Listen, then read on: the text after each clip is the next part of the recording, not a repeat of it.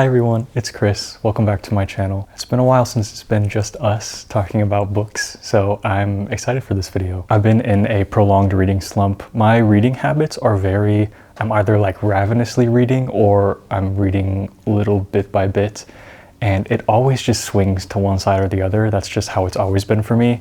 And right now I'm kind of in like a little trickle of reading rather than reading a ton.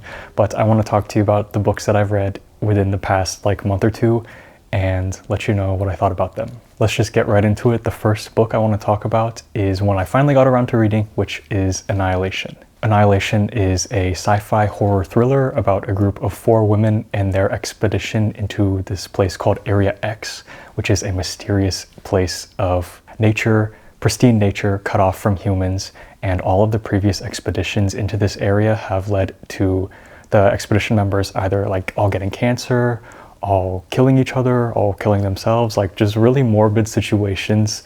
So there really hasn't been a successful expedition into Area X, and all we know about it is that it's this kind of Garden of Eden, untouched nature thing that humans do not enter. This entire book had so much unease. It felt like a held breath for like 3/4 of the book. I was like, what is gonna happen? What is going on? Everything felt suspended, and it was really interesting to read a book like that. The prose in the book was incredible. It made me sleep with the lights on, but I don't even know why exactly I was scared during certain parts of it when nothing was really happening yet. It just was the way it made me feel was so scary. I loved it. For me, a main theme of this book was the fear of the unknown. I think that was a big driving force that kept me reading, was wanting to discover, but also being scared of what we were going to discover.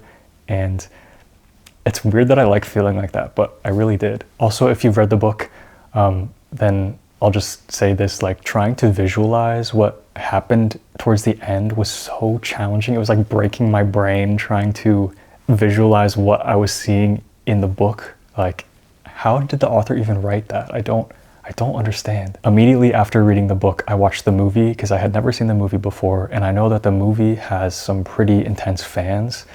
And not to be that person, but the book was better. I think they're both very good and different in their own ways, but I was expecting the book, and I got something that was adapted for film, which was kind of completely different. And while it was different, it still had that same air of unease, and I did appreciate that. But the endings were completely different, despite still having the same energy. So glad to have finally read Annihilation, and I can check it off of my to-read list because it's been on there for a while. And I knew I would like it because the premise is so fascinating, but yeah, I really was holding my breath for like 5 hours straight. So I definitely recommend Annihilation. Next up, I want to talk about Tress of the Emerald Sea, which is a standalone fantasy novel by Brandon Sanderson. If you're not familiar with Brandon Sanderson, he writes these sprawling fantasy novels, and I feel like each of his books has a very unique system of magic or a unique kind of hook that like makes you fascinated in the world. And this one is that it's a world where all of the oceans are made of deadly spores. Tress of the Emerald Sea is about our main character Tress, who is a very average protagonist. She is very normal. Like her main interest is collecting cups, and she lives on this rock in the middle of the Emerald Spore Sea, which is a sea made of green spores, and there are spore seas with different types of spores that do different things. Really, she lives on this tiny, desolate rock with her family. That's all she's ever known. When her brother Charlie, or not her brother, her love interest Charlie gets, well, I guess it's not too much of a spoiler because it's the driving of the plot, but he gets kind of kidnapped, and she embarks on this incredible voyage across different spore seas to save him. This book was actually written for his wife, kind of as a side project, and the book itself is very fantastical, but it's also at the same time very goofy and humorous, but also cozy. Like, it has a lot of different aspects that I really liked about it. And Benji actually tried to read it first, and he didn't like it because I think he needs intense action plot moving forward, and this one has times where it lulls. I do have 2 gripes about this book. One was that it did feel like it lulled at times, and I felt bored, but then it would pick itself back up and I would keep reading. And the second one is that the ending was a little bit of a letdown for me. I still enjoyed the ending. Ooh, bless you. I still enjoyed the ending, but I feel like it was this super big build-up for a fairly normal payoff. So yeah, what I loved about the book though was the different spore seas. In this world, the ships like sail on the spores, but if the spores get touched by water, it like activates their specific power. The green spores in the Emerald Sea, if it gets touched by water, then these vines will violently spread out of it. Ship combat is kind of like you shoot cannonballs of water so that they explode on the spores, and then the spores will activate on the enemy ship. And there are different colored spores with different powers. I'm not going to talk about all of them, but there's like the Crimson Sea with the red spores. There's the Midnight Sea with like the black spores, and then the like the blue, I can't remember what it's called, Blue Sea with blue spores that do specific things that I won't talk about. But I thought that was super unique and so interesting how they were sailing on deadly spores. Yeah, Tress of the Emerald Sea. If you're looking for a standalone fantasy novel and you maybe want to get into Brandon Sanderson, it's a very easy one.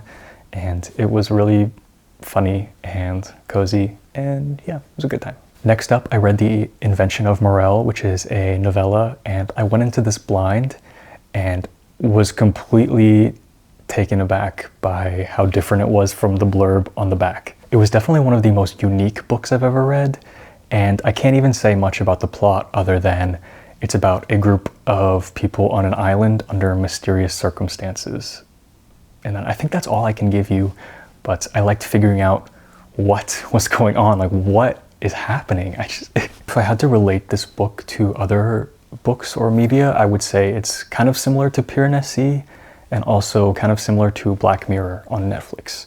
So if you like those kind of sci-fi, weird fantasy mind-bending elements, then you'll probably like this, and it's also a very quick read, so I would recommend that. I thought the writing style was super unique, and also there were these footnotes in the book made by an editor who's like editing the main character's notes, which I thought was unique. I feel like it's something you have to read twice to really get a feel for. I think I need to read it again just because it was a lot to find out, and I want to read it knowing what I know and seeing how that affects what I'm reading. These hand motions are crazy. So that's The Invention of Morel. Check it out if you want a short sci-fi weird read. I wouldn't say weird. You know what I mean.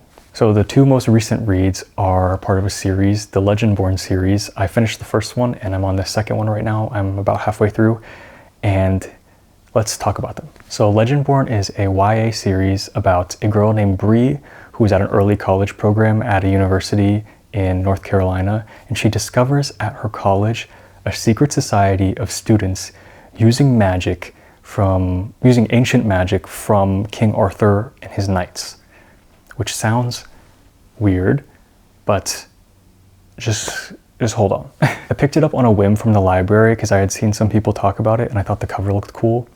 And while I was reading it, it was kind of giving me like a more modern Harry Potter, Percy Jackson with the magic system going on. And while I was reading it, like I write notes while I'm reading, and and I wrote early on while I was reading it, the magic system confuses me, so many character names, characters pissing me off so bad around chapter 4.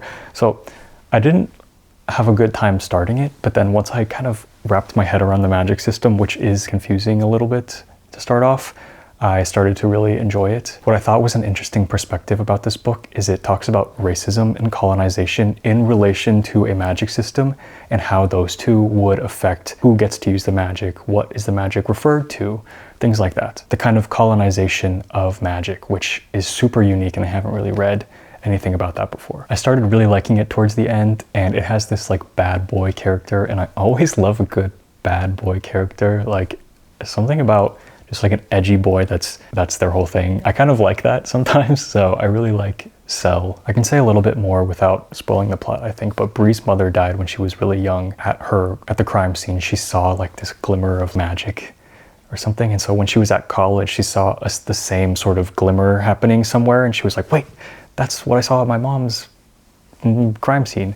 And so she starts to investigate and discovers the secret society of these magic using students, and she decides to infiltrate it by trying to become a squire to one of the knights, and then using magic and things like that. So it's kind of like a competition aspect. There's also like a budding love triangle aspect going on, which is whatever. I don't know if that's your thing or not. I'm on the second one now. It's called Bloodmarked, and it's been a really slow start, and I don't know if I like it as much as the first one, but we'll see. I'm halfway through. I'll let you know what I think towards the end, and if I like it as much as the first. So those are the books. It hasn't been as many as some past videos, but that's okay. I'm just taking my time. I hope you guys enjoyed. Let me know if you read any of these and what your thoughts are down below, or if you have any book recommendations. As always, put them in the comments because I love to read things that you guys recommend. I think it's fascinating what you all are into. So thank you so much for letting me yap about these books for a little bit, and I will see you in the next video. Bye guys.